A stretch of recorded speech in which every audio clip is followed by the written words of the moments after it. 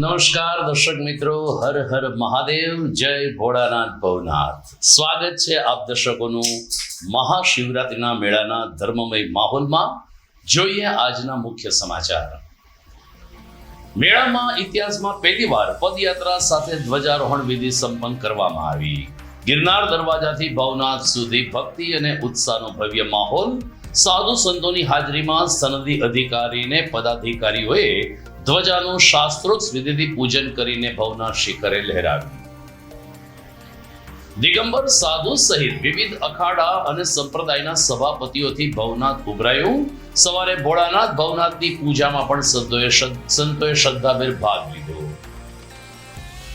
વાહન પ્રતિબંધ અને રાજ્ય સરકારે મિની કુંભ જાહેર કરતા દર વર્ષ કરતા આ વર્ષે મેળો અનોખો હોવાનું જણાવતા યાત્રિકો દિવ્ય શિવલિંગ સહિત અનેક સેલ્ફી પોઈન્ટ બનાવી યુવા વર્ગને આકર્ષતું વહીવટી તંત્ર. અને ભારતીય આશ્રમમાં 5 દિવસ ભજન અને ભોજનની સાથે ચાલશે રક્તદાન શિબિર.